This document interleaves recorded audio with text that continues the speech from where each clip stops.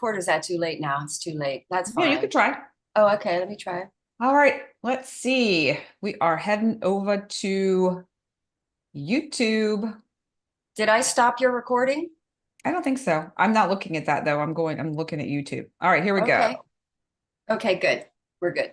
All right, let's see. It looks like we are live, everyone. Hello.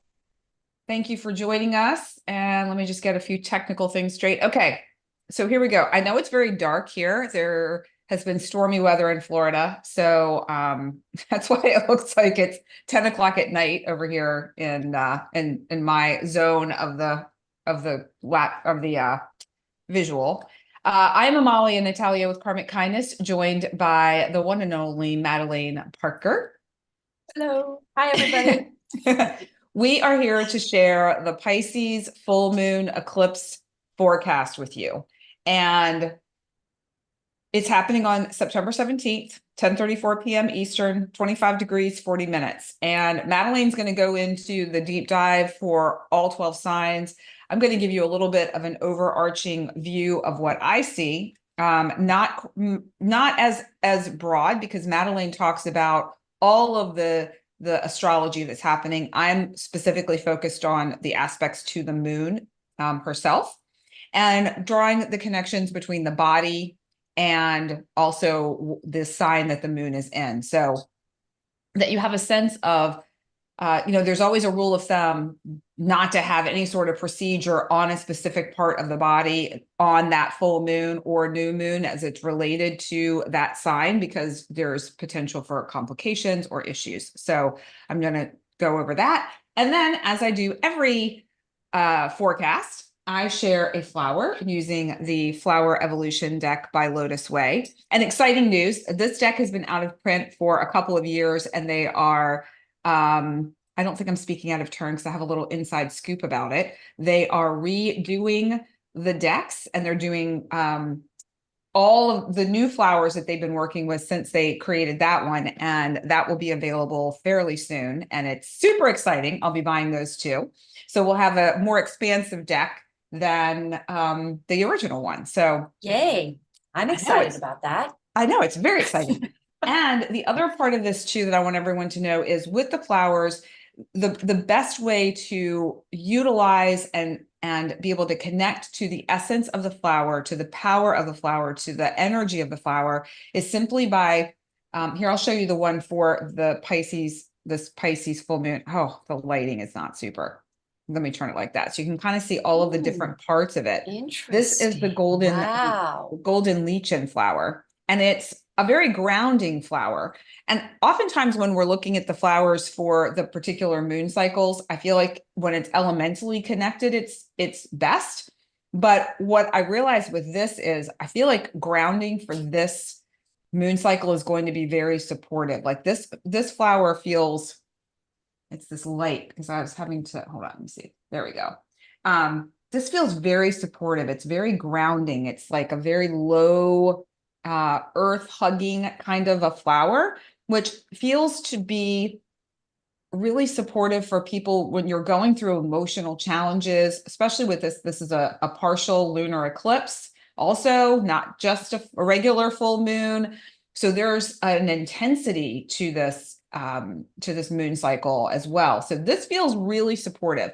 So going back to using this energy, so just basically taking a screenshot, and I'm going to do my best to find a good angle so that everyone can see the flowers for each of the signs better. Take a screenshot of it and just imagine that flower surrounding you. If it's a flower that is easily accessible, like roses or daisies or carnations, those you can get and put them in your house and just feel the energy, the beauty of it. I have a big vase of pink and red roses sitting on the table in front of my desk, and every time I look at it, it just makes me smile. It feels so cheerful. And then obviously other ways are by using the elixirs and the mists. So here's one of the mists. You just basically around your aura, your auric field. It feels good. It smells good. I just can't say enough about these products, the LOTUSWEI products. So you can go to lotuswei.com and find maybe a flower or an elixir that has the flower in it for you. You can reach out to me. I do support with flowers. So that's the long-winded version of flower support. So, all right, I'm going to get my part going so that Madelaine can share her astrological wisdom. Do you have anything you wanted to share, Madelaine, with your bright green you can shirt? usually tell. You're so psychic, Amalia, because you can always tell when I've got something to say. You're so intuitively connected. I'm impressed. I just know you. Yes, Madelaine. I We do know each have other. something to say. Yes, share. That flower, what I'm going to tell you, and I'll explain as we go. That flower is so appropriate for this eclipse. It's quite shocking, and I will explain as we go. Oh, okay. Or should I say now? Should I say now? Might as well. Yeah, go ahead. Okay. So I'm going in now to the, unless you're not, okay, basically this eclipse is going to be, it's blending and fusing the spiritual with the material. It's like an earthling. Look at all that flowers, all white, all that light. It's an in the light eclipse where we're becoming more enlightened, and it's a practical reality. There is a practical aspect to it. And you said that is the light right by the ground, the earth. That's so Virgo Pisces. I'm like sitting here going bananas. Oh, yay. I love that. Okay. So everyone, just so you know, this is the flower, the golden, I think it's the golden lichen. Lichen to me sounds leechy. Weird. I don't know. I don't love it. Yeah, that's like the perfect flower for this whole. Well, and this flower teaches us how to root our energy. So really feel strongly rooted into the earth. It amplifies tenaciousness, and it empowers us with our communication as well. So there's more to it, but we're going to just stick with that. All right. Yes. So the areas of the body that Pisces connect to are the feet, the toes, the pineal gland. So having an awareness of that, like the connection to these body parts, your feet and your toes. And that actually, if you think about it, what do we walk on? The earth, just like that flower is very close to the earth. So really, that's actually quite appropriate. Some aspects to the moon that I'd like to share briefly. So obviously, with any full moon, the moon and the sun are opposing each other. They're on the opposite sides of the wheel. So it's that reflection of inner and outer, outer and inner. Now, the moon is square to Jupiter. Jupiter, it tends to be a very benevolent planet. We all love Jupiter. However, because this is a square tense aspect, there might be an imbalance between your emotional needs and expansion. So there might be things happening in your world that are kind of activating you emotionally to help you grow a bit. Doesn't mean it's going to be comfortable. And be aware of having inflated expectations in your life. So, during this time period, you may feel like, oh, this is going to be so magical and amazing. And you get there and it's like, just okay, so just be aware that could happen. Some really lovely aspects too. Moon sextile Uranus. And Uranus is retrograde. Pluto is retrograde. Neptune is retrograde. And those three aspects they're all three planets are aspecting the moon. So, remember when we have these retrograde energies, it's slightly different. We're kind of reviewing things from the past. This is so eclipse type energy as well. The moon sextile Uranus will really invite you to embrace freedom. It may initiate change. You might have innovative ideas or thoughts. So this is a really great time if you have something out of the ordinary pop into your mind, make note of it. It could be something important to remember later. The moon is also sextile Pluto. This is another really nice aspect. Pluto is also retrograde, like I said. You may notice some deeper layer of feelings and emotions that are coming up. And this is a great time for self-reflection that can potentially lead to deep transformation. So be aware of that opportunity for you.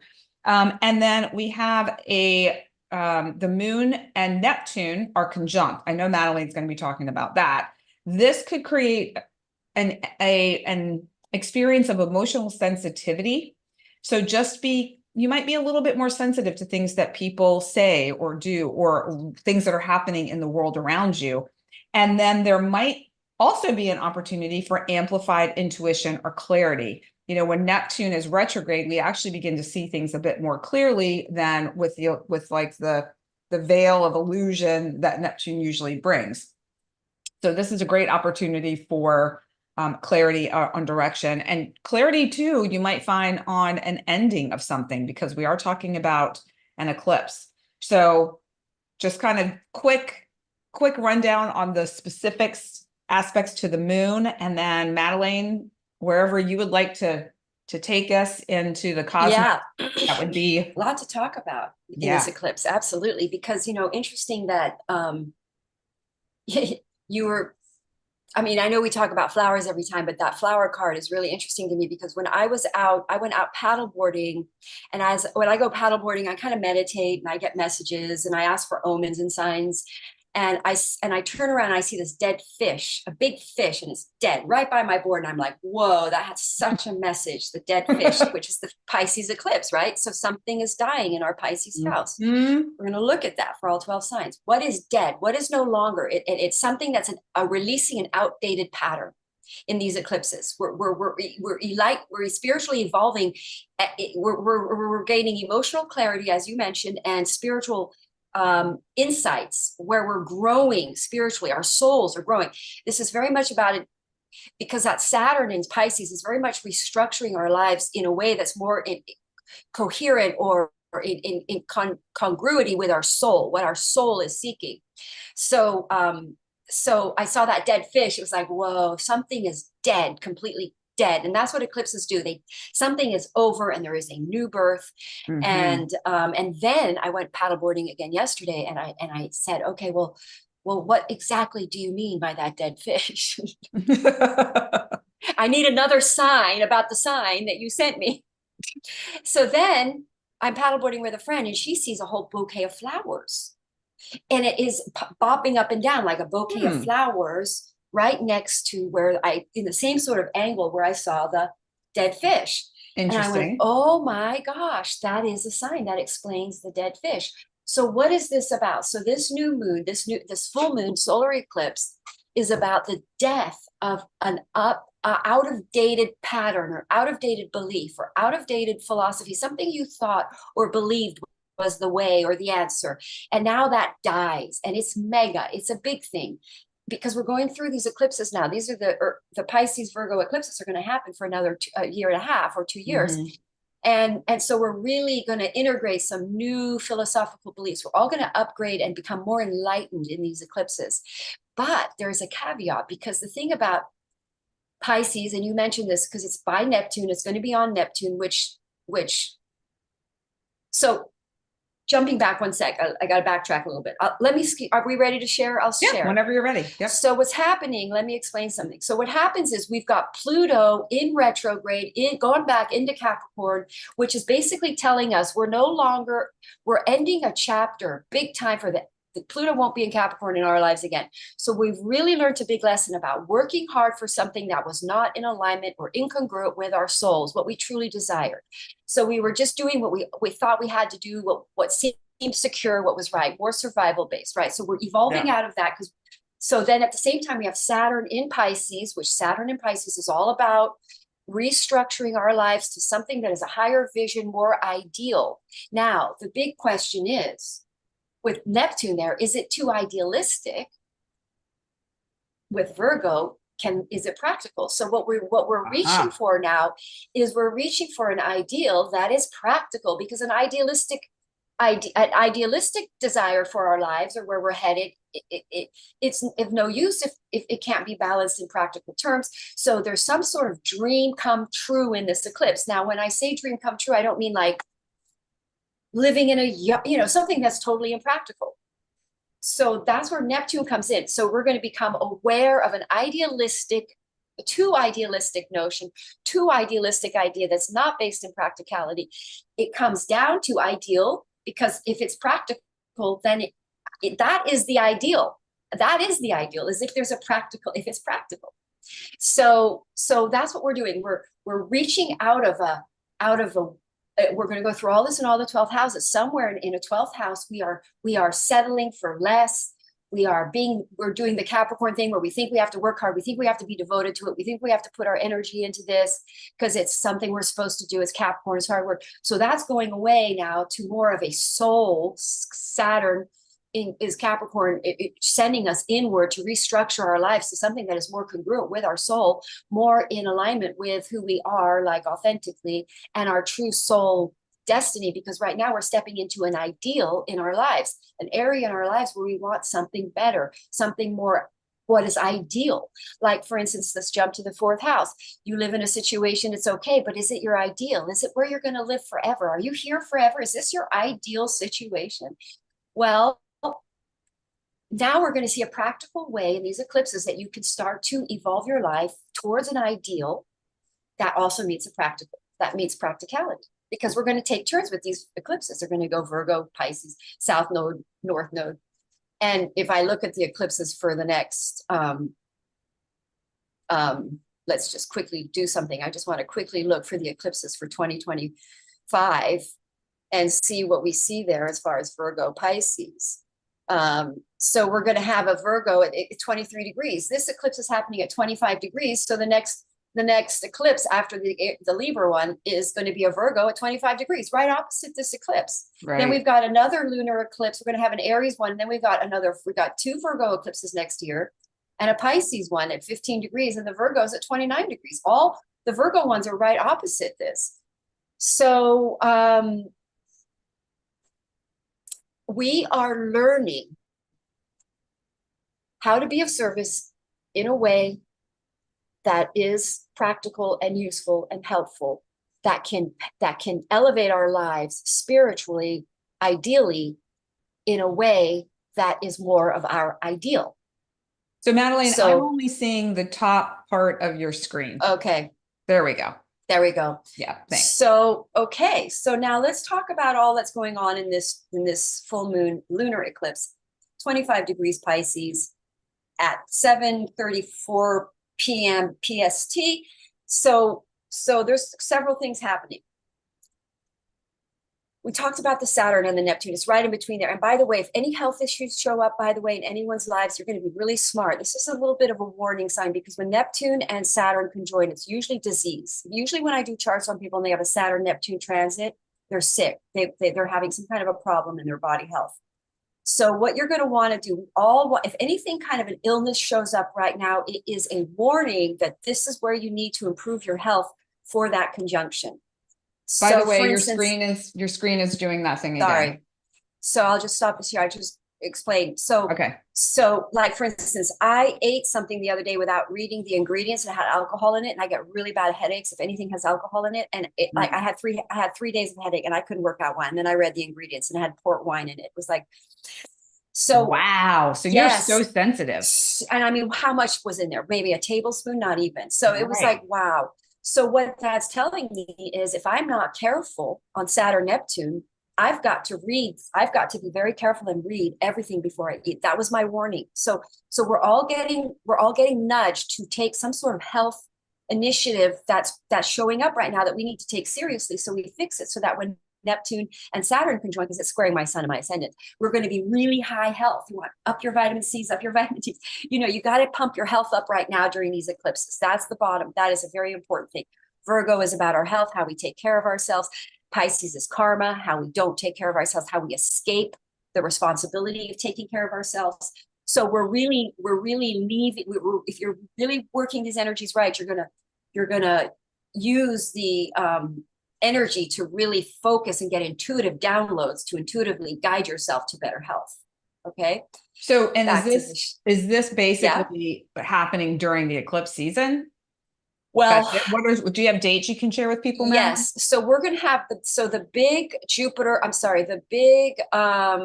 Saturn-Neptune. Yes. The big Saturn-Neptune conjunction is happening next year let's just go back to, Yep. So the Saturn-Neptune conjunction is happening, like here, there it is.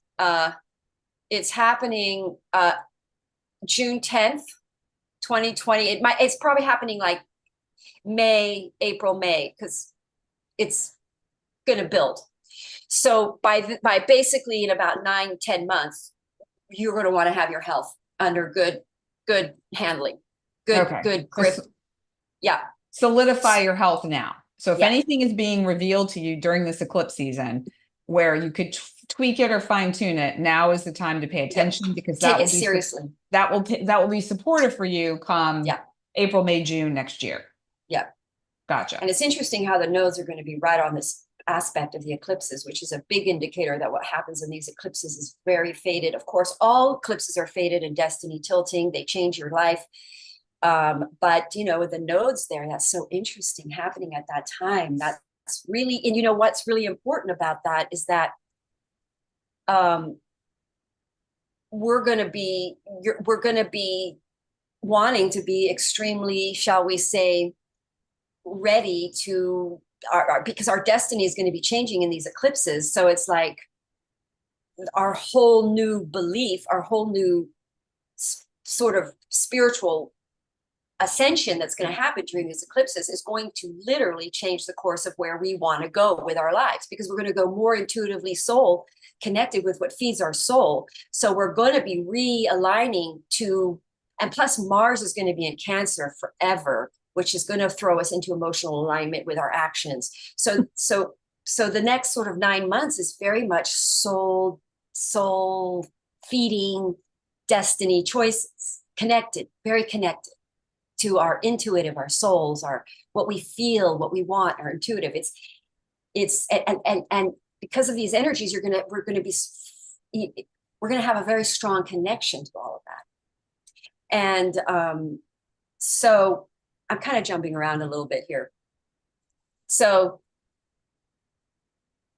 the square to Jupiter that's happening, because we've got this. So I talked about the, so the square to Jupiter that's also happening here on this new moon, because it's happening at 26. So it's putting in a square to Jupiter. It's kind of a weak square, but again, if you're not, this awakening is going to inspire us to be of service or to be of high inspired purpose. We're going to feel like inspired to be of purpose. And that's like Jupiter's energy. That's what Jupiter's goal is. So we want growth, but you want to be careful not to overdo anything, to get too idealistic, to reach too high, too impractical with that square. So that Jupiter square is going to say, no, you're overdoing it. Don't overdo it. It might, like you could, if you overdo something with a Jupiter square, you can pull a muscle, and usually that pulling that muscle stops you from doing it. It's stopping you from kind of going out of alignment. So that's that. And then we also have a sextile to Uranus, which has a very surprising element to it. And in fact, Pluto and Uranus has this really beautiful trine to it, because I'm telling you, the more we pray, the more we speak to spirit, the more we talk to God right now, the faster we're going to get through any kind of a challenge. Because a Pisces eclipse is kind of karmic in the sense that we're really stepping out of a negative old way of operating. So that created kind of a karmic thing with that. That theme is always happening, but we're becoming spiritually awakened around something that has created loss in our lives, because Pisces is loss. So that's that dead fish. So, you know, this could come with a loss of some sort, but there's going to be some sort of a surprise spiritual solution or hope around it with that Uranus trining in Taurus. So that's sort of like unexpected breakthrough news, insights. It's unexpected.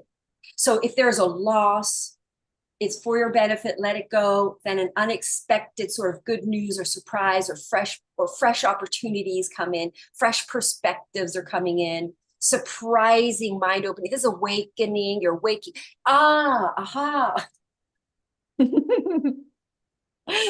Energy with that.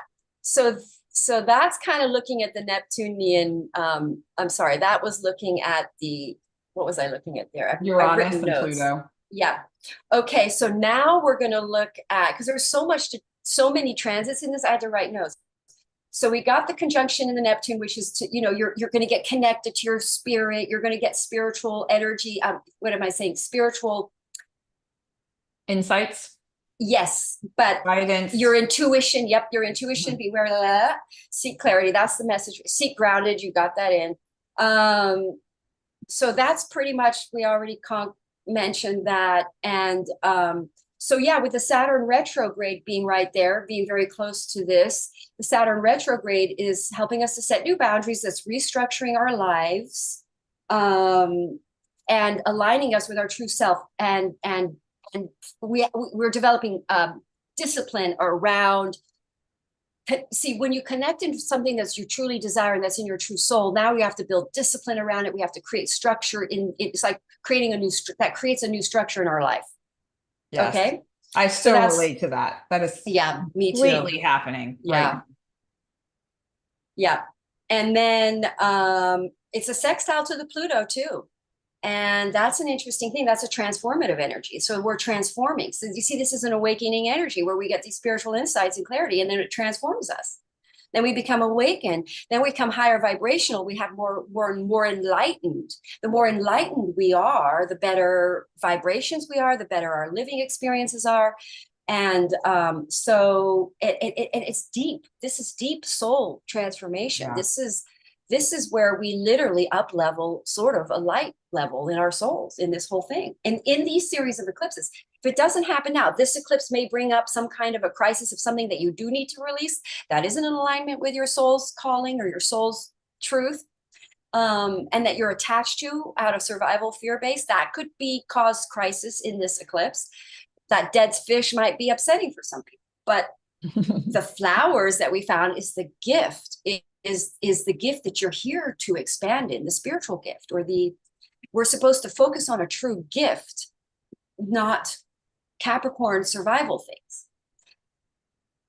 I keep hearing that a great way to navigate some of these energies is to soften into what is happening in your life. And that doesn't mean go limp and do nothing or go into victim mode. It just means create the spaciousness in your belly and in your body to soften into whatever is happening and allow any, like you said, your intuition is going to be heightened. So allow any messages to come through, allow that cosmic support to present itself for you right now. Yeah. Even if it's really uncomfortable or there's something that you're resistant to let go of. Yes. Yes. Because, really Pisces, with the nodes are going to be in Pisces soon. So when the nodes are in Pisces, it's the opposite of the Aries energy where you're being instigated and action oriented and all this. And now with the nodes in Pisces, we're going to go flow. We're going to go intuitive, receptive. And there was a Pisces eclipse in 2016. So you can look back to that. For me, that's literally when I started studying astrology, because it was in my ninth house. And we're going to talk about that. So the last little aspect to look at is, we talked about this trines because it's happening at 25, 26 degrees. So it kind of trines Pluto. It's a wide trine, but really what's happening, the sun is trining Pluto, which is going to build into that. And the moon will build into a trine to Pluto or a sextile to Pluto. Let's take a look actually. So let's see for a minute, the moon then will make a sextile to Pluto, and because Neptune is making a sextile to Pluto. It's so dreamy. It's such a dreamy energy. It's so like dream what you dream. What is your ideal? And then you find a practical way to make it happen. But with the sun trining Pluto, it really supports a lot of transformational growth in the ego area as well. I mean, we're getting full on. We're getting our head, our ego thoughts are being transformative. What we think we're releasing, and then because when you have a spiritual awakening, it literally is like a new thing that as soon as something is new, it destroys the old. So what we thought before is the dead fish. It's like dead. It's no longer a part of the destiny of our lives, that way of thinking. So, so it's basically releasing what no longer serves us, that we have done from a place of unempowered, where we were not empowered. Pluto's trying to teach us to get our power back from situations where we sacrificed ourselves or enslaved ourselves or worked hard or did something devotional that wasn't really our soul's truth. That was more karmic, that was more out of survival. So we're pulling out of that in these eclipses. We're following more spiritual ideal, what our souls ideally want, where we want to be in the long term. How can now this eclipse brings us practical abilities and practical ways for us to live our ideal dream. So that's it pretty much. I mean, I feel like you came full circle on that. Yeah. It is. It's okay. What is your ideal, and what are the practical steps that are required for you to be there? Right. And is that ideal practical? I mean, it's Right. kind of the two sides of the same coin. Yeah, like let's say you want to live near water. Well, where's a practical place you can live near water and get a job or work? Mm-hmm. So it's that. Yeah. But you want to live near water because your soul breathes there, or that's really important for your sense of meditative state of mind, your calm, peace, spiritual connection. All right. So we'll Yeah. go through all the 12 signs. You ready? Let's go. Let's get it with Aries. Aries. Do this for the timestamps. I got to hold it up. Okay. So Aries. Now, something when you look at eclipses, you can look at the sign and the house. Okay. But I don't know why I said that. We're just going to look at the houses for each sign. I know why I said that, but we're going to have to do something first, because if I do that, I have to go like this. And I have to go to the actual day of the eclipse, which is the 17th. Oh, whoops. So I can get it on the house system. 17th. Oh, we can stop the share. Never mind. I can stop the share. Sorry. I'll just do it this way. I forget. I don't share it when I do this. Okay, here we are on the 17th. I've got the eclipse down. Okay, so for Aries, Pisces falls in your fourth house. Actually, nope, that is wrong. That is wrong. I am not on.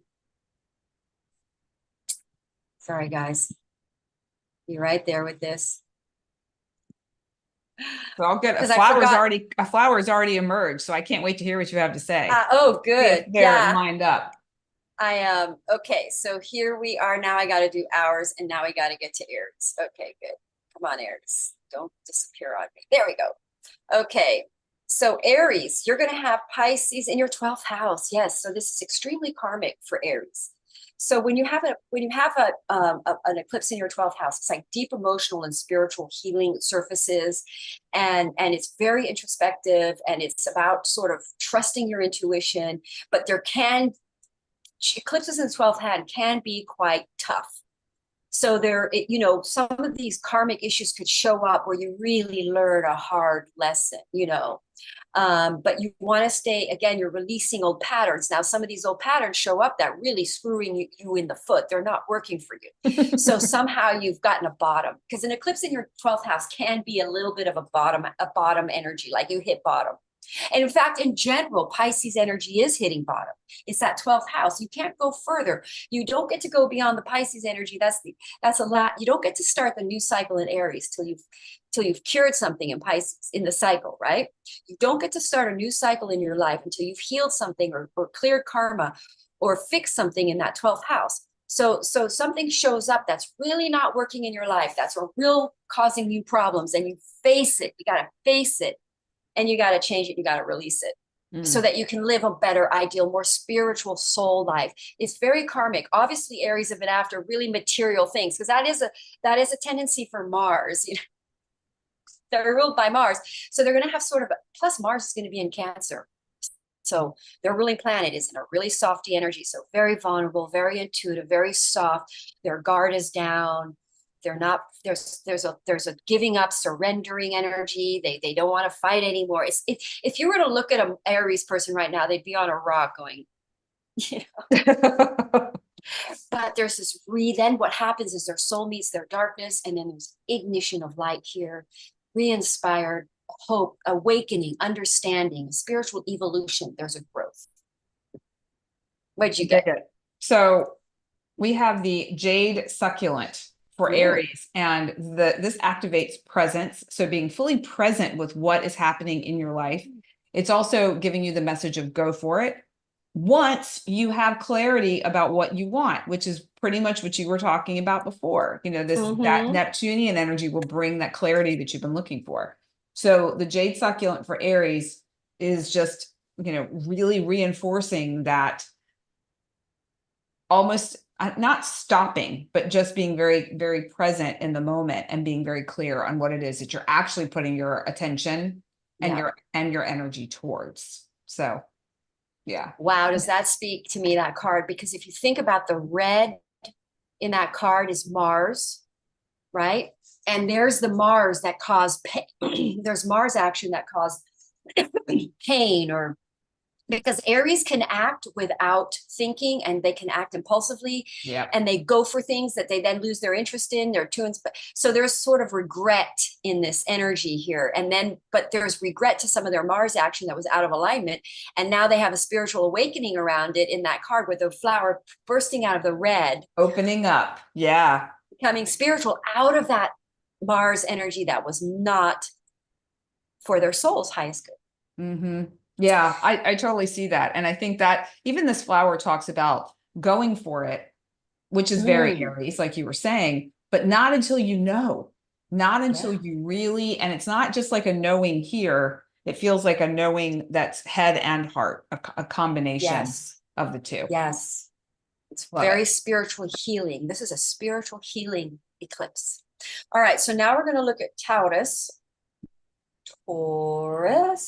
I got to hold it for a few seconds.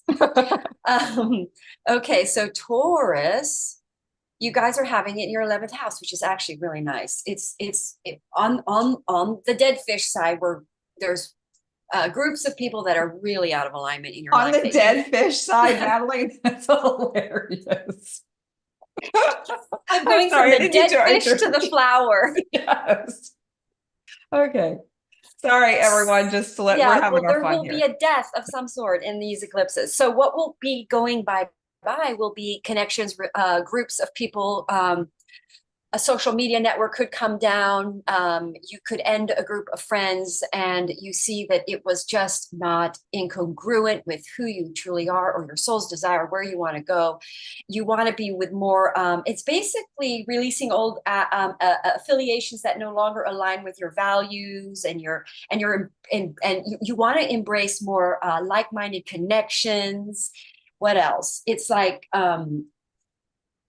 you're going to become more connected to spiritual communities that have the same ideals as you. But again, there's a practical applicable thing going on. So you're like, there's something very practical about these people, this group of people. It could be like your interest, if you're in the health profession.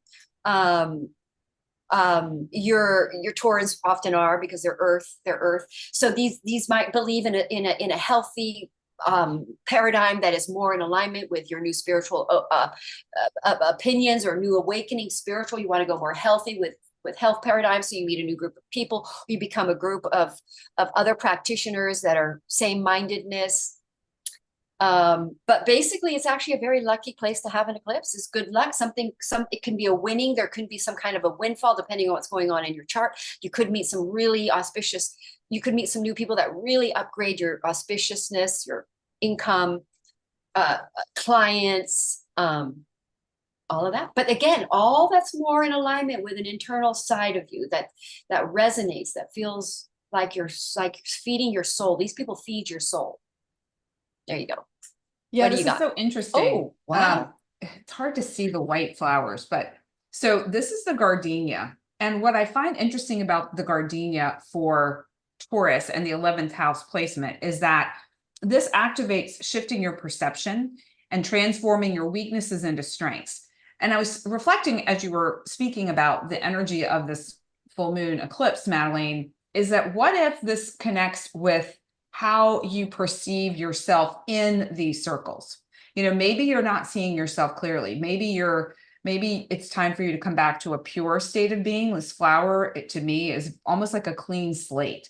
It's like maybe you need to start over, start fresh. And it might not necessarily be that the tribes or the people that you're with in a social media standpoint or online are wrong. It's just that you aren't showing up as who you truly are, because you feel like that's a weakness when it really could be your strength.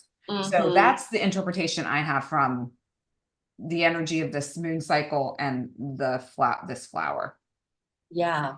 It feels like almost like a new beginning in a way, an opportunity for one, for a fresh, clean slate, and being authentically yourself. You don't have to try so hard almost. Yeah, and that's interesting you say that, because that flower really looks like someone who's just being themselves. Like that's just one flower. Like they're shining their soul.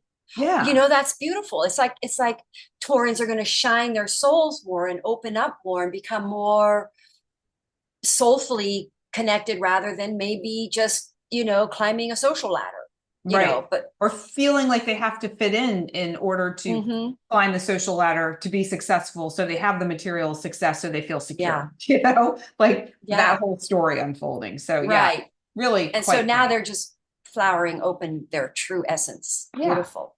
Yeah. Okay, so now let's go to Gemini.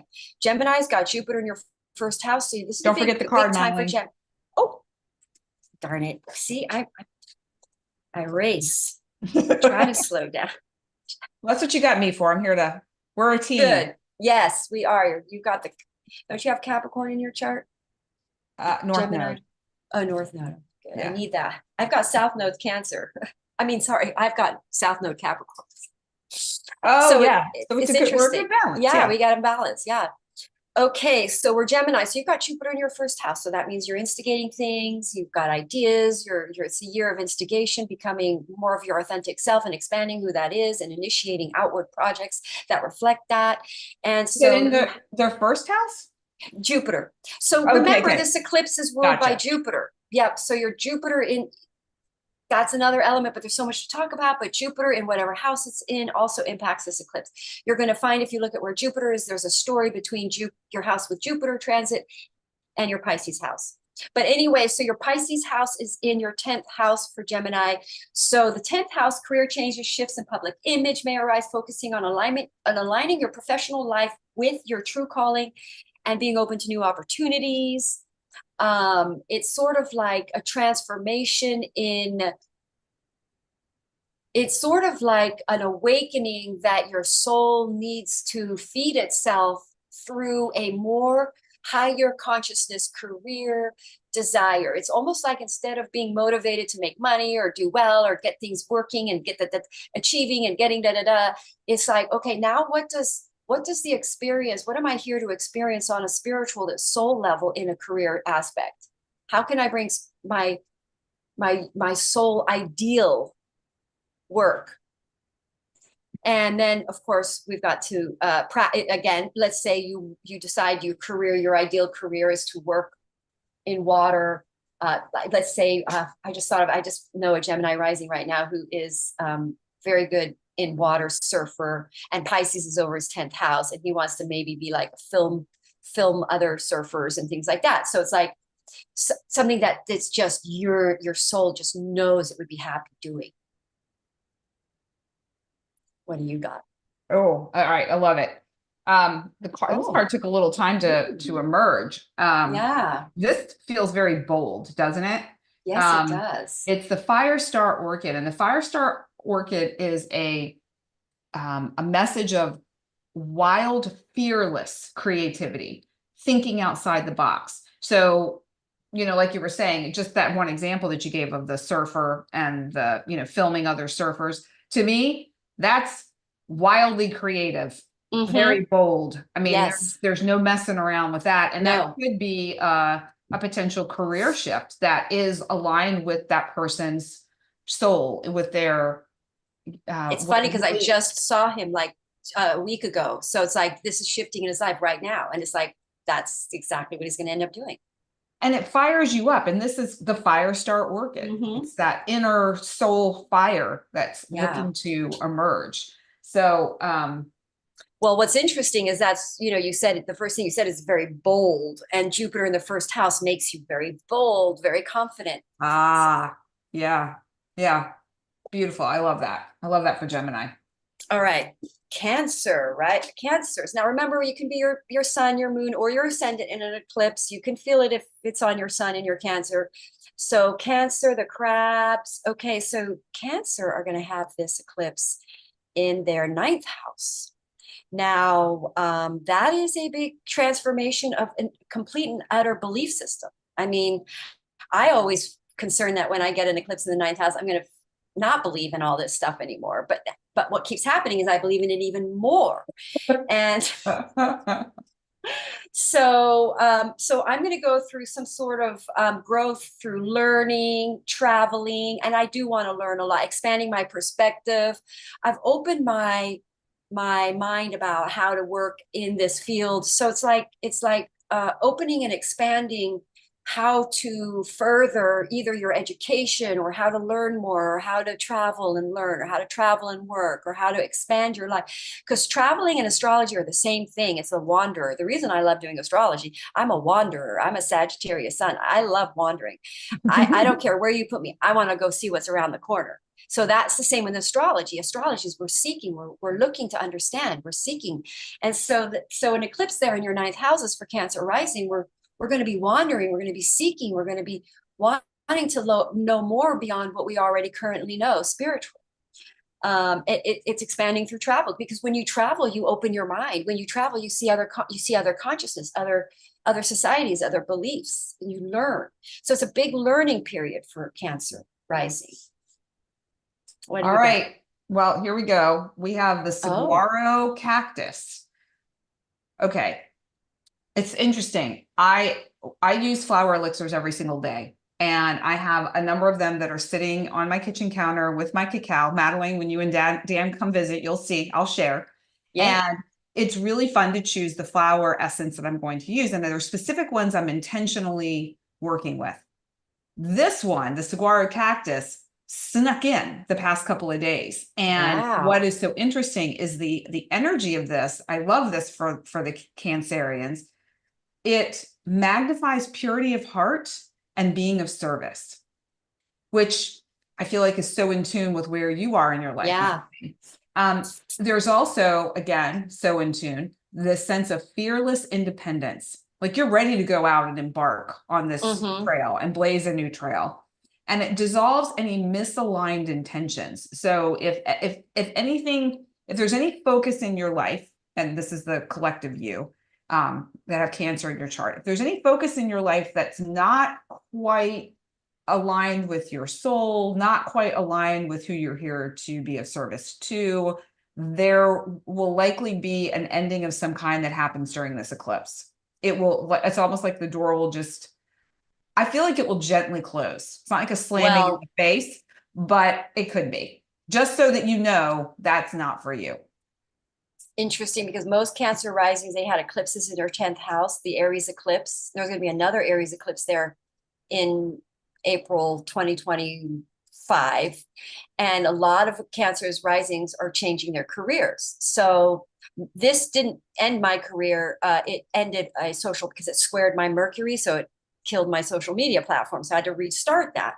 But most Cancer risings, my son, he's Cancer rising, completely quit his work. He's now working for himself. I know the list goes on. I know so many. So it's almost like the Cancers are really feeling confident against similar message to really expand in enlightenment and grow even more in that spiritual realm of their work.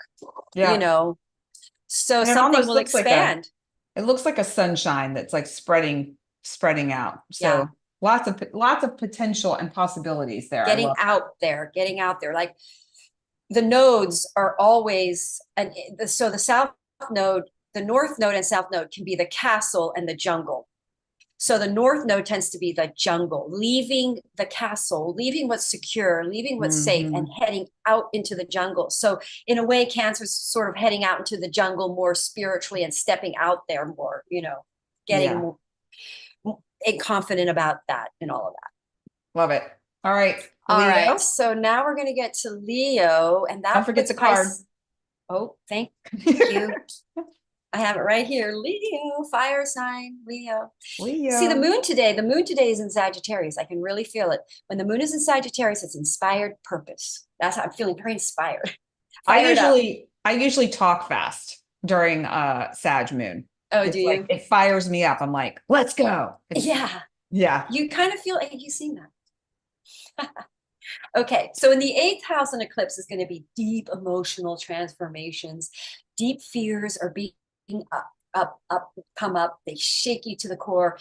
Then you survive it. It's like Laird Hamilton's chart. He's a big wave surfer. I study his chart. He has a lot of planets. He has Pisces. He's going to have this eclipse in his 8th house. He has a lot of Pisces planets in his 8th house. So it really looks like he's here to overcome his fear of drowning, right? He probably drowned in a past life. So he often has these experiences where he almost dies and he thinks, well, this is it. He's at the bottom of the water. And then all of a sudden, some magical thing comes up and pops him up and he's like, I'm alive. That's the transformation, like death and rebirth, right? So this eclipse will bring you to the point of feeling like you're dead, but then you survive and you're like, yes, you know. So that's the rebirth. But also this is, shared resources. It's a relationship house. It's how you manage your intimate relationships and finances and joint resources and money. Usually eclipses in the 8th house can really bring up some fears around finances. But again, if some kind of a crisis occurs, you're going to be nudged another opportunity, because all those sextiles and other good things that are happening on this eclipse, you're going to have an easy flow to somewhere that's more emotionally or spiritually connected to your soul's truth, a way to expand your finances, solve this deal that's not going to be as karmically creative. In other words, you're supposed to end this form of, like, you could get divorced. Let's say you're in a marriage and this eclipse in your 8th house could indicate divorce. And now you've got to divide your resources. And now you're going to join your resources, or you're going to invest your resources in a way that's much more long-term, that's you can rely on, that's you. And that's more in alignment, using your money in a way that's more in alignment, or investing your money in a way that just feels more secure and stable and emotionally not something that stresses you out. It's like you're deleting some kind of a stressful financial situation and pulling in instead something that feels more in tune. So yeah, I hope that makes sense. This could Does that make sense? Yeah, it does. This could also indicate a death of someone as well, Yes. correct? Yep. Mother, family member. Yep. Would you say that's for those who have Leo rising exclusively, or it's like anybody? Because when we're doing this, we don't know, like you could have a square to your 8th house in any of your signs, one of your other signs. If you could have other mutable planets, it could square that, and you could have a death. Full moon eclipses absolutely bring passing away. I have seen people pass away on full moons. Just full moons. That's usually when people pass. So like, for instance, one person I read for, she had a beautiful Great Dane, and he passed away on a full moon in her second house. She had Pluto there. So it can bring death, definitely. Yeah. Yeah. But you would see it by now. You would be able to identify it by this point. You would see anybody that passes it on an eclipse is usually on their way out. You can usually see it building. But also, if you get divorced or end a relationship on this eclipse, it is permanent. Yeah. I feel that the permanence of this feels strong. Okay. Well, I feel like this is a great flower for any of those heavy things that could potentially occur. And what we're saying does not mean it will. It's just the energy is there, that if it's destined for you, it's there. So this is, you could get an inheritance. It can also indicate an inheritance. So. Yes. Go ahead. However, someone would have to die to receive that. So True. Okay. So the Mandevilla, this flower encourages you to accept what is. So this feels very supportive if it's a divorce or if it's a death. And divorce is kind of a death in a way. It dissolves attachment to maybe a person or to money or to a situation. It's a reminder to fall in love with what is. And there are some keywords that really jumped out at me. Finding peace in the present moment, patience with whatever that process might be, and the healing around whatever may occur. And there is a potential for a feeling of freedom. So let's just say you're in a relationship that feels difficult or challenging. You make the decision to leave that relationship or end that relationship. There's a sense of freedom that may emerge in time. Very good, because that's actually a moksha house. The 8th house is a house of liberation. So it's like, this eclipse will liberate you from something. Sorry, I interrupted you. Go ahead. Yeah, no, that's great. And you're really right on. And the final piece of this too is creativity. And Leo is very creative. So, any Leos out there, if you're going through something now, or if something comes up during this this 2-week period of time. And granted, it's the 2-week period, but then it's carries on for 6 months. So remember that too. It may not emerge right away. Some of you may already know what it could be, but just, using creativity for the healing process, perhaps, finding new ways to soothe yourself through a transition of some kind and bringing yourself into that present moment. So the Mandavia. Careful, even if it might be a challenging time period. Yeah, because you know what I think that really helps me understand the 8th house eclipse, which is like you face some really big fear. And that's what Scorpio and Pluto and the 8th house is all about, is dark areas and recesses of our soul where there's no light. Mm-hmm. And so we those are fears that are buried, and these eclipses come in, and they, especially a Pisces one, comes in and brings light. And you can see in that card, that's the root of some pain or darkness with light coming in. Yeah.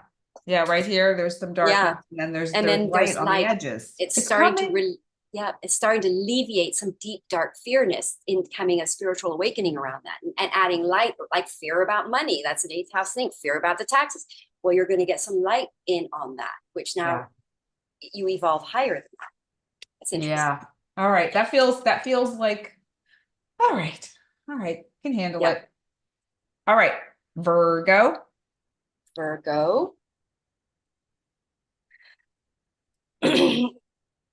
If you're not in a good relationship, Virgo, it'll end. If you're not in your spiritually soul-aligned relationship, your ideal relationship, the one you want to be in, do you see yourself in this relationship for a long time? Are you just in it for now and knowing it's not your real person? If so, this could be a bye-bye time for that relationship. You could meet your true person on it. Usually you meet your true person on an eclipse, and you get divorced or end relationships on eclipses. Most things happen on eclipses. So this would be a very big shift in relationships. You could get into one if you're single. I happen to know a Virgo rising who I think is going to probably get into one very soon. You've got Saturn in your 7th house, which is really teaching you about relationships and what you really and how you've been structuring yourself in relationships like that aren't your soul, that they're not your ideal. They're not you're feeding you your soul rather. So you're going through sort of a confusion around that. Pluto in your 5th house is definitely teaching you to let go of karmic friendships and associations. So this is really, an adjustment in relationships, setting clear boundaries. If you're in the right relationship, you may have to stop escaping dealing with it, because Pisces is an escapee energy. So you're not really dealing with it. And so you're not really living in the ideal way in your relationship, like less than ideal connections. You're going to start embracing, you want to create a healthier dynamic with this person that is less mental with each other. And you're going to start just maybe enjoying a more of a soulful, spiritual, deep connection. Or if your relationship doesn't have a deep connection, it might go bye-bye. But if it has a deep connection, you're going to enrich that. You're going to want to explore the deep connection more, communicate more, connect more, get closer. All right. Well, we have the pomegranate flower for Virgo. And, this to me, it's very Virgo in relation to the body and cleansing the body. You were talking about that, earlier, supporting your health. Yeah. And so this is vitality through cleansing your body and your energy, not just your physical body, but your energetic body as well. And ridding your system, your environment of toxins, irritants, and energies that aren't your own. Okay. Well, I think about that. And I think about if you're in a relationship that is not ideally suited for you, that's toxic, it's time to remove that person or you remove yourself from that environment. So this supports you with strength. This is a flower of strength, because it might take some strength to recognize what's happening and then take an appropriate action to change the environment that you're in. So the pomegranate flower for Virgo. And this is, look at the colors in this. It's very I powerful, know. Yeah. very And empowering. it really speaks to me about pain, because that red center is kind of pain. And then it's like busting out of the pain, because that Pisces energy is not easy. Pisces eclipse, you could really get heartbroken. You could be in pain. But if you're in it doesn't matter if you're in the right or wrong relationship. This is something you have to learn to be more to be more soul connected in your relationship. So some sort of pain situation could show up that makes you have to shift to more of an internal connection with the person.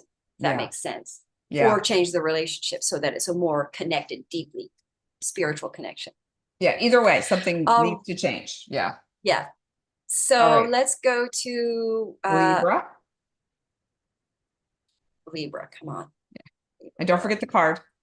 Yes. Libra. There we go. Libra. Libra. You're going to have an eclipse coming in next. So there's a lot to talk about for Libra here. Okay. So Libra is going to have this eclipse in their sixth house. So a sixth house eclipse is really, you're paying the piper for anything you've done wrong to yourself. There's a Virgo thing in that 12th house, karmic. So your karma is in escaping patterns. Could have been addictive. Now addictions play out in many, many ways.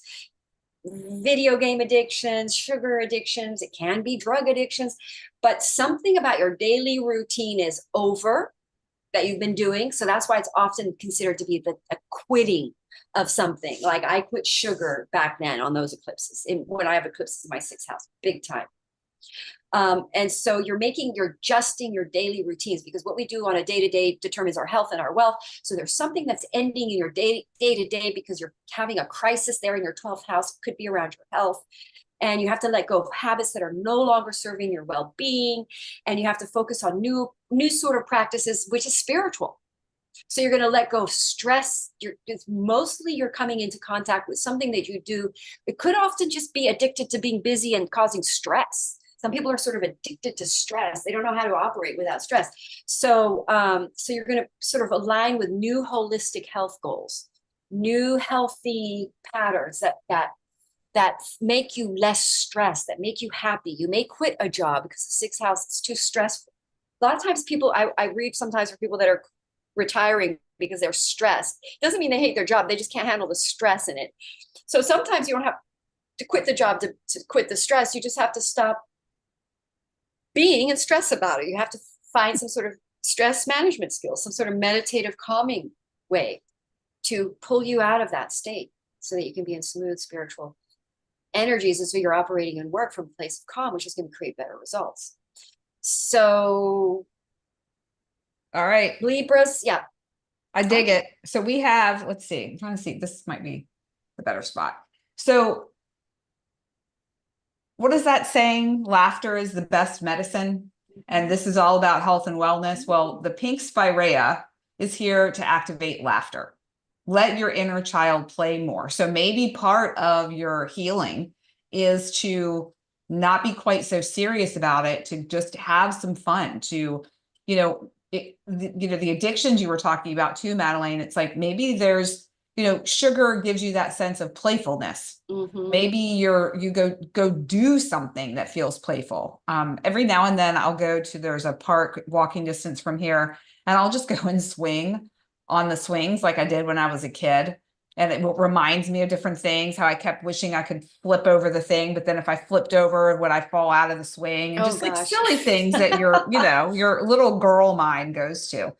So this activates that laughter, play, and it's a sense of feeling free yet supported.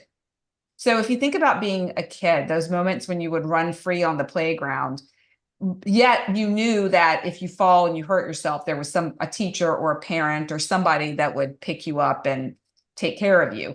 So it's that feeling again, and realizing that you have the support that you need, whether it's internally or externally. When you're allowing yourself to have that freedom and expansion, then the appropriate support will reveal itself. But laughter. That card speaks to me. It says, very interestingly, if you look at Pisces, and Pisces can often be alcoholics and addicts and escapists, right? And so there's a negative escapism where and that's shadow Pisces, where you're skirting your responsibilities, you're turning away from your Virgo, and you're skirting your responsibility, and your life falls apart because you're not dealing with things. So this Pisces eclipse in your sixth house is like genuinely the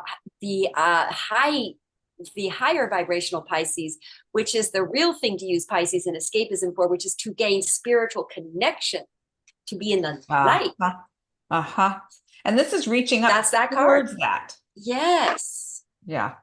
So it's literally having a spiritual evolution where you quit some kind of lower density addiction that's bringing you misery, and you find true spiritual enlightenment that pulls you out of that addiction, which is you find the real light, which is what you're seeking. Cool. Yeah, very cool. Yeah. All right. All right. Scorpio. Scorpios are can be triggered and paranoid. I always studied astrology, and I read that about them, and I thought, wow, what a good way to describe it in 2 words. Sagittarius is inspired purpose. I'm learning all these 2 words to just summarize a sign. It's fun. Interesting. All right, hold up the card, Madelaine. Oh yeah.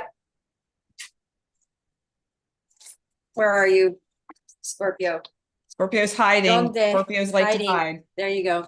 Scorpio, ruled by Mars in Cancer. So Scorpios are a little volatile, by the way, for the next 7 months. You want to definitely release little bits of feelings as you go, or it's going to build up and explode. That is hilarious, because I was literally talking to my daughter about this. We were talking about the different ways that her dad and I, whom I'm not married to any longer, how he and I used to handle these moments of frustration or anger. And I was saying to her, like, I can hold it pretty long. And then when I'm at my max, it's the smallest little thing, and I just explode like a volcano. Yep. And she's like, I think Dad's the same way. And I said, I was like, I feel like your dad, he's more like, if something is wrong in his world, he's in a constant state of whatever, versus like, I can just I can tuck it away, And I was saying to her how I feel like a better approach is to allow it to like a slow release valve, just allow that to come out versus, and then being able to speak to whatever it is that's happening in the moment that's making me feel a little bit agitated or annoyed. So because if it builds up and it comes too emotional, you can't even really, you just go, bah! It doesn't really make sense sometimes. So it doesn't. And you're not going to have the outcome that, I don't have the outcome that I would prefer, because I'm amped up. So people will run away. They'll run to the hills. Emotional freight train coming at you. All right, I'll shut up now. Did we do Scorpio? No, I got sidetracked with the whole let the emotions out a little at a time. Okay. I'm sorry about that. Okay. So Scorpio has Pisces in their 5th, and that's again a relationship house or friendships. So relationships may undergo transformations. You could have a crisis, a big falling out with somebody that is not in alignment with your spirit, your soul, destiny. Because don't forget, the nodes are coming into Pisces. So we're destined to our soul. We fight it a lot in our lives. And then the universe is trying to make our soul's desire, our true destiny happen. So relationships and friendships and creative projects as well go in there, may undergo transformations. And this is a time where you release fears of being your authenticity, being your true self is going to come out here more online or in your work. And so basically you're releasing any fears surrounding creativity or love. So you're releasing, because those fear-based friendships, which it's hard to recognize when they happen, but usually they're problematic on some level, and you try to bend yourself to fit. With this Libra eclipse coming in, that's going away in everybody's chart, where we try to pretzel ourselves to make a relationship work.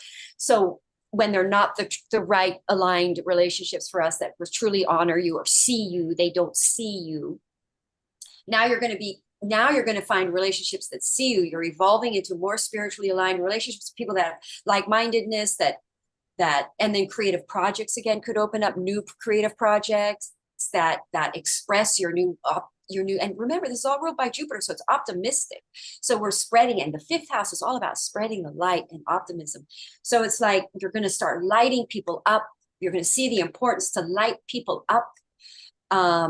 It's like a renewed, inspired, the fifth house is inspired, creative. It's great. It's like a death of an old way that wasn't really inspiring, friends that weren't really feeding your inspirational spiritual development. Now you align with real spiritual friends and projects that really fire you up, inspire you. And it's philosophical. It's expanding philosophy and spirituality and consciousness. I love that. Scorpio. Yeah. Yeah, I love Fun that. one. And the golden monkey flower Wow. is the flower for Scorpio. And this Wow. is a flower I've been working with for about a month.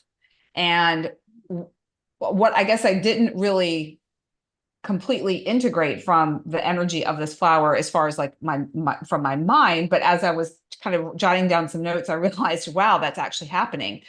It gets rid of the monkey on your back, like the things that you tend to ruminate or fixate on. It gives you some spaciousness to allow those things to be there without attaching to them. It gives you a sense of freedom around not fixating on an outcome. Like, I want this thing to happen this way. It's a little bit more of that flexibility and being able to now this connects with what you were saying before too, Madelaine. It allows you to express what's on your mind without fear. There's this fear of, oh, if I don't say this, or if I do say this, what will happen? It just allows you to say whatever that is, and the mind doesn't have that grip on it so tightly. There's a relaxing into whatever is coming up for you. So I Nice. connect and relate to this flower. Yes.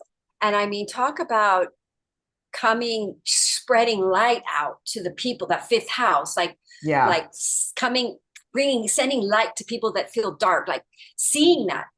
So it's like, it's almost Scorpio or seeing, because Scorpio could reside a little in the dark, that's part of their nature and they like it there. It's like deep and it's interesting.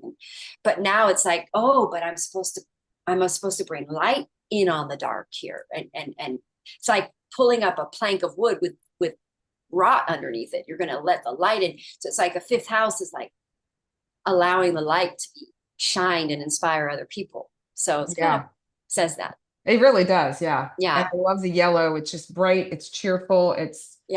There's center chakra, divine. It's the divine. It's the solar light, which is what Leo is supposed to do. Leo is supposed to inspire people with solar light and fire them up. We're supposed to faith restore. That's what entertainment is supposed to be. And that's what the fifth house. And when you're a mother, it's also the fifth house being a mother. It's you and a stage. And in that process, you faith restore, you raise vibrations. Okay, so Sagittarius, Sagittarii. So this eclipse for Sagittarius is hitting in your fourth house of real estate, property, home, family. Changes within your home life, family dynamics can go through sort of upheavals and shifts and changes. It's a great time for healing emotional mother woundings, and deep past life ancestral wounding can come up. Deep issues can come up that are really like old and kind of really, shall we say, old hurts that aren't really, that just need to. It's like Sagittarius with an eclipse in the fourth house, you're going to heal some deep, unhealed mother wounds that bring you into a spiritual awareness around that wounding. So in other words, you're going to wake up and realize you're not blaming your mother for it anymore. You needed spiritual enlightenment around this. And this is why you came in for this issue. So basically a time for healing emotional and also, this is potentially moving. An eclipse in your fourth house could be moving, but also a new family comes in. With that healing comes in sort of higher vibrations. You're feeling more spiritually connected. You're coming with soulmate, true divine sort of partnerships coming in, making families with people that are spiritually, I don't want to use that word so much. I want to say people that you connect with on a deep emotional level, that true connected family, your true family, your true path, the family that supports you the most emotionally. Mars is going to be in your first house, so your I'm sorry, Sagittarius, sorry. Mars is going to be, why am I saying that? Mars, I don't know why I'm going to Mars, but Mars is in your eighth house. So yeah, so you're working a lot with other people and joining resources and finances. So there's potentially a family coming in for Sagittarians, a new family, but you're releasing an old, outdated either ideas of who your family are and what your family is. You're going to have families come in all different shapes. So you're going to have a new opening. You're going to realize your spiritual family is not the shape you thought. It's going to be a different shape. It's interesting. There were two flowers that came out for Sagittarius, and I was listening to you, and I was listening, feeling like, okay, let me feel into the appropriate flower. And I realized it's both. Both cards, both flowers needed to be revealed. So I'm going to share this one first. I like that. Jasmine. I get two flowers. You get two. You're special, Madelaine. Yeah. So the jasmine activates self-appreciation and reminds you that you're beautiful. So I think about this when thinking about mother wounds. Oftentimes our mother wounds make us feel less than in some way. Interesting. So good that you picked on that. The Virgo axis is there. Yeah. Sorry. Keep going. Yeah. So this also will activate confidence and magnetism. So you're talking about drawing a new family in. You'll have the confidence to reveal your true self and then magnetize that new family to you. And then we have the bird's foot lotus, again, with that yellow, very confident solar plexus, emotionally stabilizing energy. And the message here is there's a sense of contentment and also a feeling of taking charge.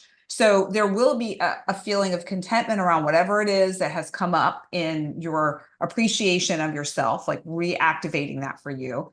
And then taking charge in terms of putting yourself out there to magnetize that family to you. And again, we have laughter as a form of medicine for this time period. So looking at those mother wounds, you're also looking at yourself as a child and going into that laughter and that lightness and that playfulness of being a child again. I feel like, and I don't know, but it feels like it could be very healing and supportive to access that energy a little bit more in your life now. Yeah, it is a very healing eclipse in that fourth house. And don't you think that second card, the first card looks like expansive, like there's 4 flowers, like your family gets bigger, like you grow your family maybe. But that other card, yeah. But the one that's all yellow and yellow, it's almost like you're going to be in an environment that fits your soul. Like you blend in your environment because the flower blends with its environment. So it's almost like you're going to be at home. You're going to find, because you've got Mars there. So you're really creating security in a home situation that really works with your internal world and your external world are blended, where you're really at home. That flower is very at home in that environment. It really is. It's just, yeah. So if Cancers are going home, they're going to feel at home. They're going to be in a home that Sagittarians are going to be in a home that is their true home, that resonates, that the inside and outside is at home. Love it. Okay. Capricorn. Okay. You hard workers, you.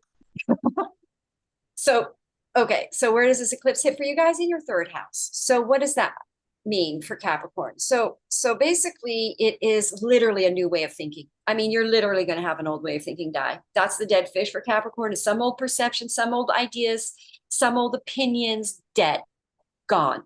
And also how you communicate. You're going to reevaluate your communication, how you process information. And you're releasing outdated patterns and embracing new learnings, new ideas, you're releasing outdated patterns of thinking. Old ideas are going, and in place you're gonna. It's kind of like an awakening, but it's in the micro house rather than the macro house, which is the ninth. So it's sort of like it's like new information can come in that surprises and shocks you and really changes your mind, because the third house is the mind and the inner dialogue, and you're going to be, wow, I really didn't see it at all. And it's kind of like a form of a spiritual awakening, but it's more about a way of thinking that you've been thinking that is completely wrong, that is so an old way of seeing things. So it's a transformation in your thought process. You may have been very negative and you suddenly realize, gosh, I'm so negative.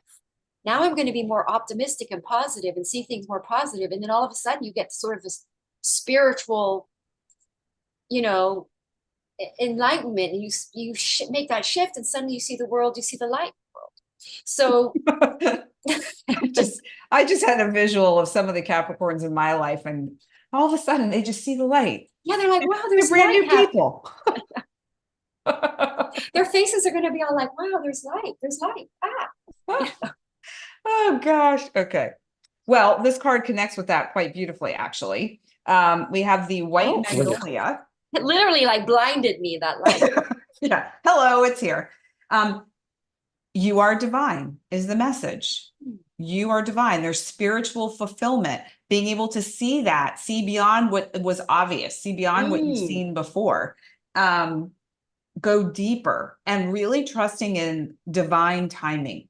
I feel like Capricorns are not big divine timing believers fundamentally. They can become that, but it's not how they're typically wired. And so, you know, really kind of relaxing into the idea of there being a higher power and divine timing. I feel like that would give all of us a little bit of a sense of peace. Just trusting in that. Yeah, it's like it's a shift in their perception. Yeah. Like the perception shifts and they see the light somehow. They see it. Mm-hmm. Yeah. Good. All right. Nice. Here's hoping. Okay. Yes. I have faith in the Capricorns, spiritual enlightenment. Oh boy. All right. Aquarius. All right. So Aquarius, that's going to be in your second house. So, yeah. So that's a fine.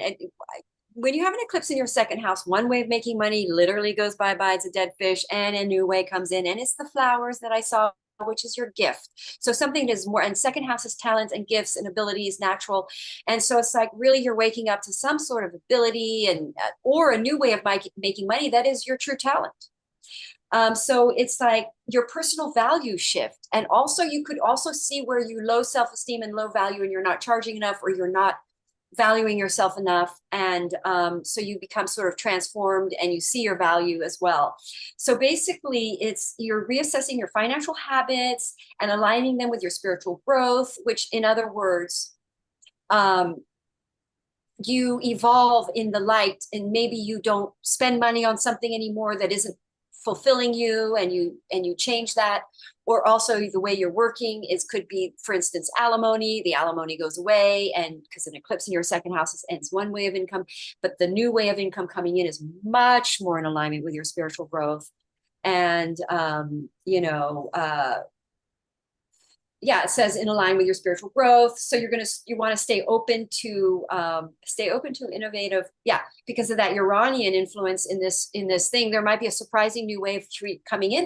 That's really the ideal and practical way to earn money. So there's like a shift to the more ideal way of earning money that is more in alignment with a talent or a natural gift that you have.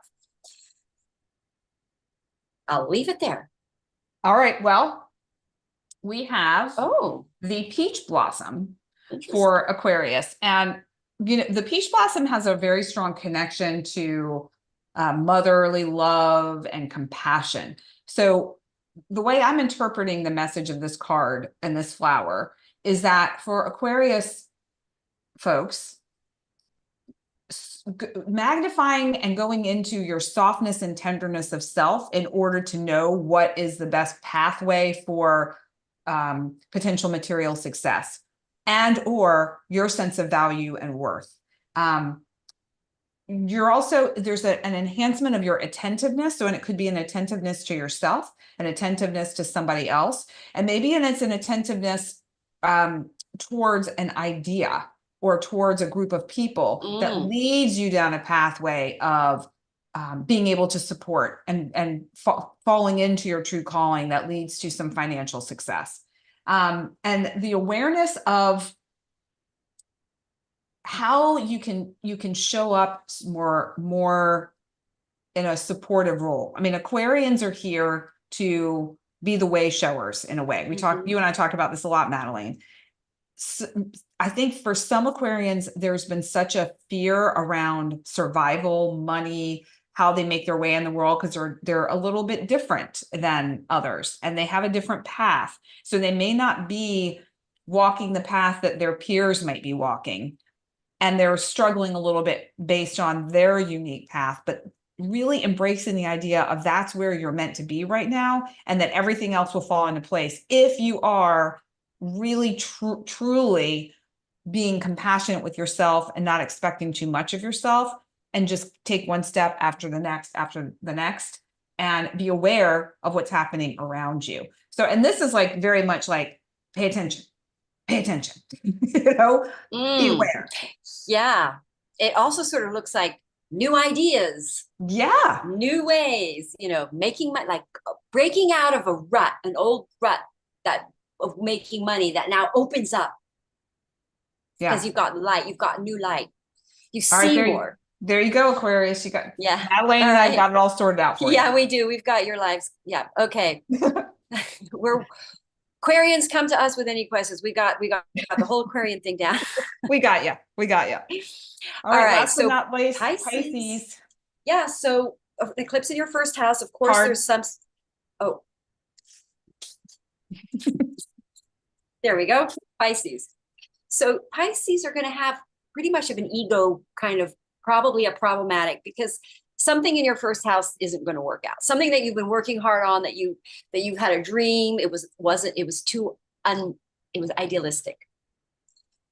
So something that's been, and this is the same for everybody. It's something that was idealistic may come crashing down, and now there's a more ideal, practical way for a Pisces to be who they are, their true self in the world. They're going to be more who they truly are, which is going to align them with something that's much more authentic and soul alignment for their career.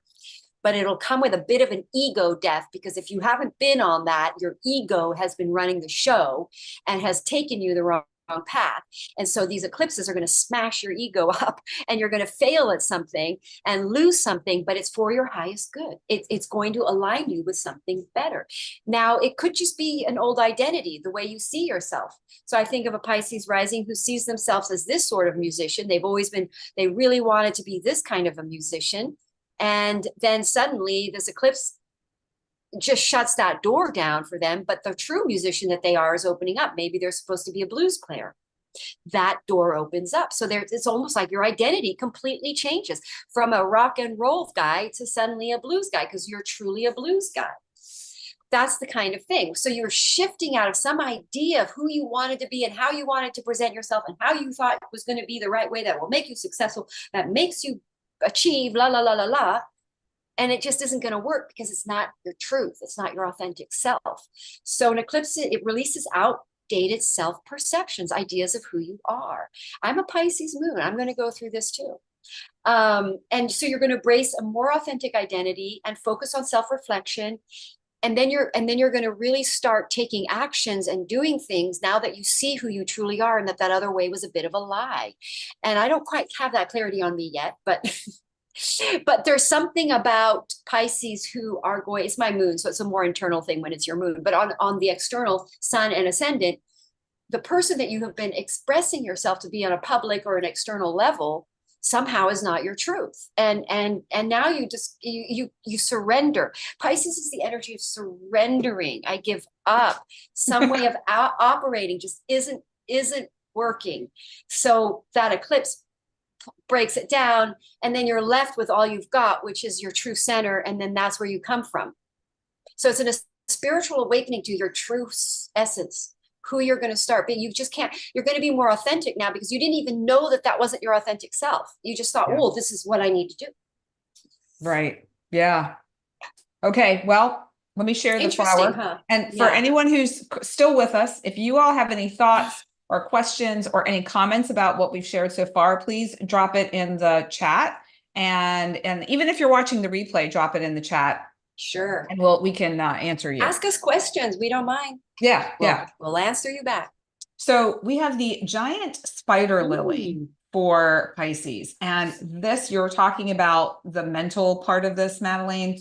This allows this lightness, this freedom of your mind, not attaching to those concepts or ideas of yourself or your path forward that are holding you back in a way, really keeping you from being your true authentic self. It illuminates areas of your life that have been stagnant or that haven't been working out as you liked, kind of like to connect to your example, Madelaine, the guitarist.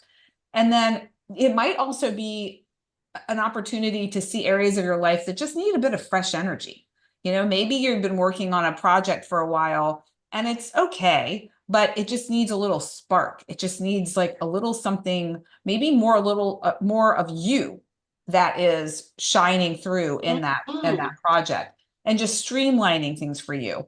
It doesn't have to be complicated. You don't have to make it hard. Just really focusing on, I don't know, to me, it's like the feeling of it, and you said, like you were saying also, it's the practical nature of whatever you're working on, the felt sense, and then the practicality of bringing that to life. So yeah, a giant that's interesting. Yeah, because it's almost like they're going to surrender and give up, and then all they've got is their own little light. Their spirit comes out, not this fabricated image. Their true spirit is now what you're going to see is going to explode out, and they're real.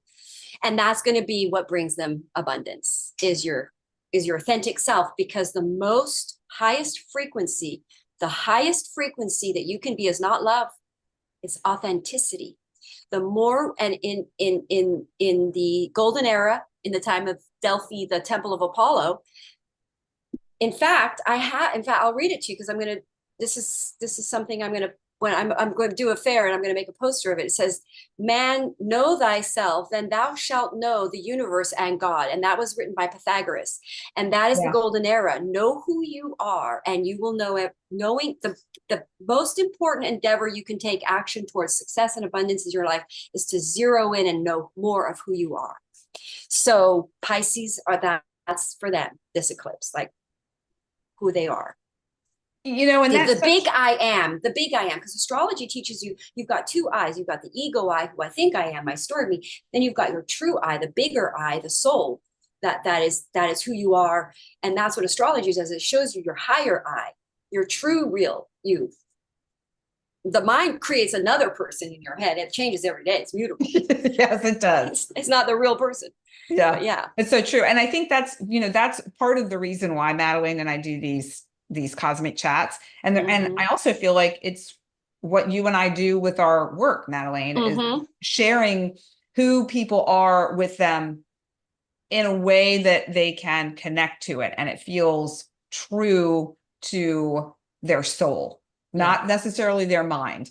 But there's this resonance, this feeling inside where, I know, at least for me, I'll speak for myself, when I share an aspect of a person that they may not consciously connect to, but there's some part of them that I can see it, where they're like, there's it's almost like meeting someone for the first time, and you're really trying to figure out or feel into, how do I feel about this person? Do I like them? Do I not?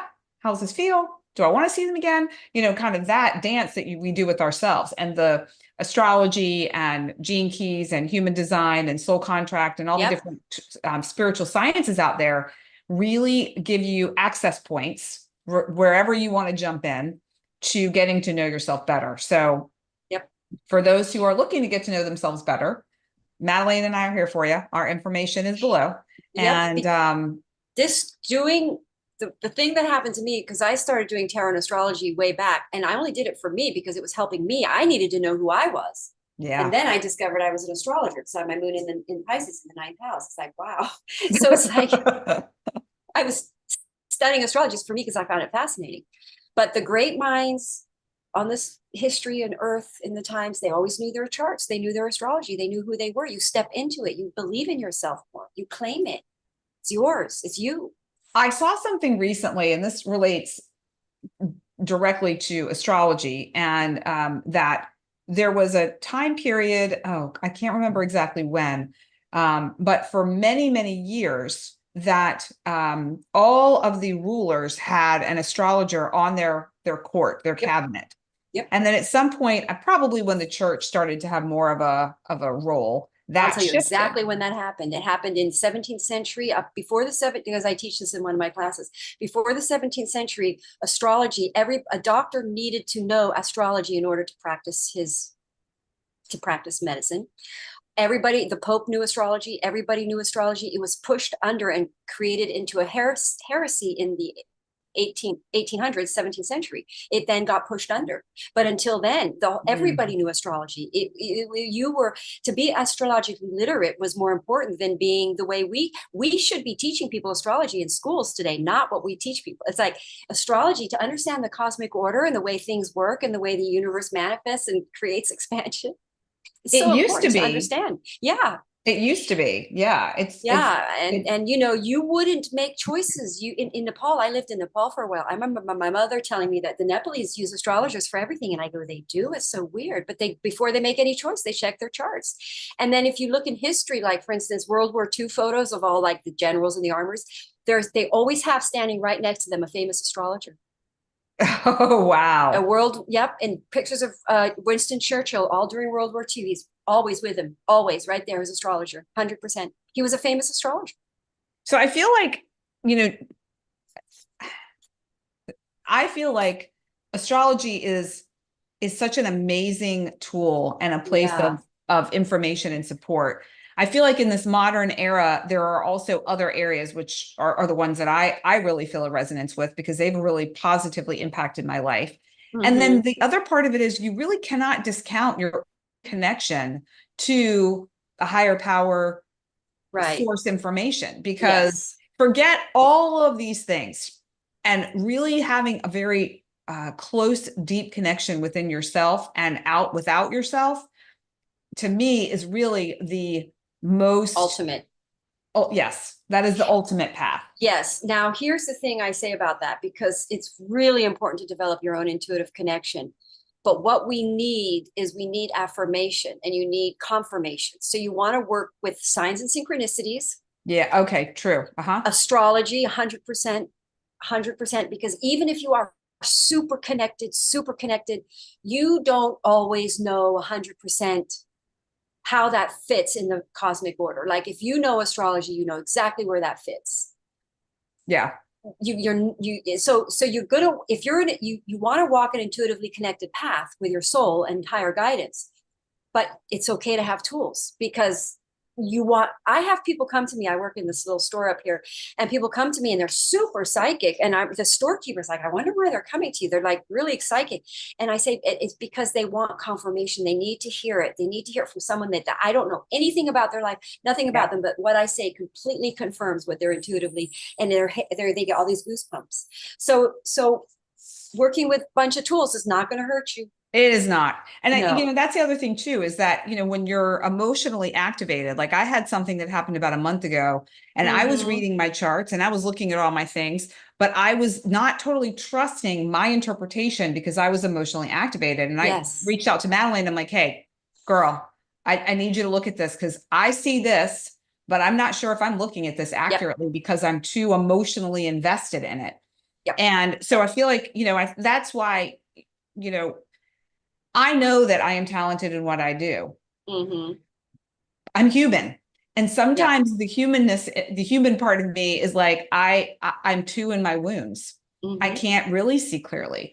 I use astrologers. I go to astrologers. I do my own astrology. I do my own tarot, but boy, sometimes I listen to my teachers and they just tell me what I needed to know. Exactly. And I can totally shift my attitude about something. And it's so helpful.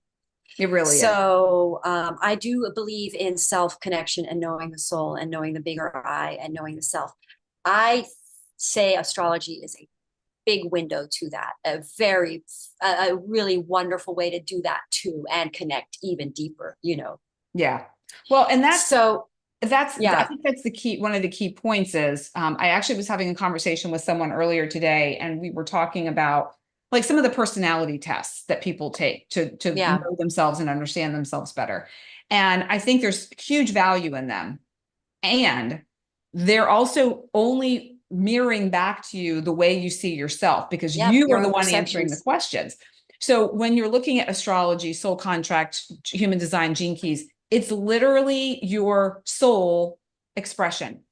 And that is the true sense of who you are, not the conditioned person That's that the you problem, is that we become. have a conditioned perception of who we are, and that's where we get divided from our chart, our astrology chart. Because Right. if, like, I was trying to explore all these other professions, if I'd known my astrology chart, I would never wasted my time with those professions. They're not me. I would have known, forget that. Yeah. So yes, it helps you not be in the dark about a lot of things. So you know, and also I think it's going to be the solution, because religions. So what happened in the golden era is we looked at the cosmic order, we look at the cosmos for the truth of how to operate in the universe, because the order is there, it's all explained. And then we have